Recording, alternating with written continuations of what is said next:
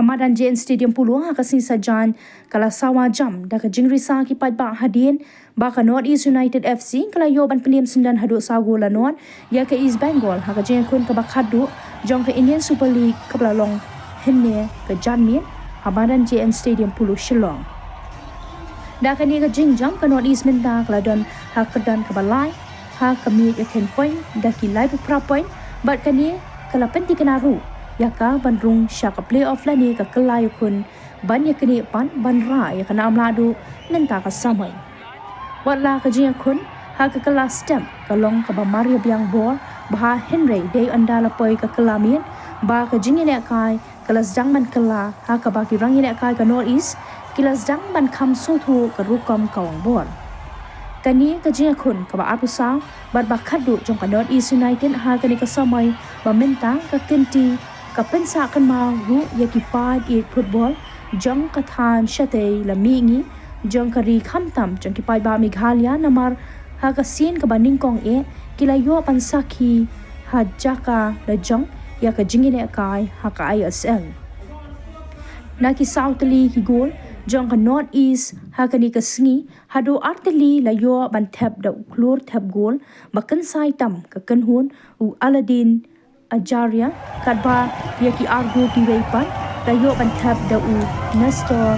bat u Bernam Mel ki arteli ki gol ki ba u Ajaria u thap henne ka sni ki pelong ru ya u ban prince camp ya ka kerdan kom u rang thap gol ba yo thap bon teli e ha ka ISL da ki arklai teli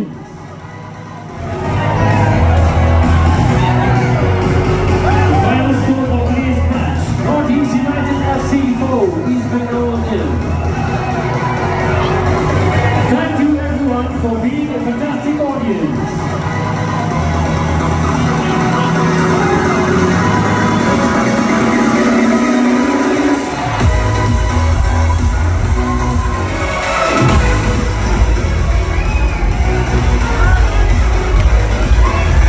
Ladies and gentlemen, it's been an absolute pleasure to engage with such an enthusiastic and supportive audience. Give it up for yourselves. Thank you so much, and we look forward to our paths crossing once again.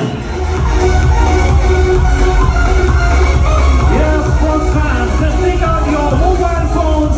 put up the torches in support of NorthEast United FC. Take out your phones and put on the torches in support for this win of NorthEast United FC.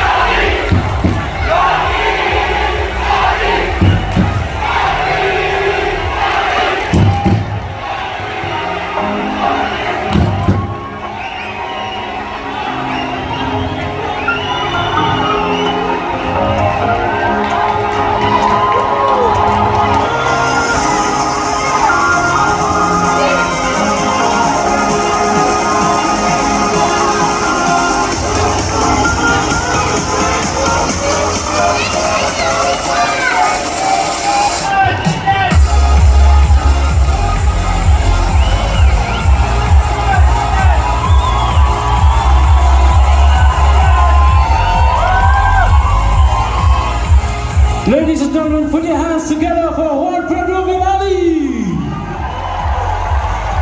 Let's hear it, NorthEast, NorthEast. One more time.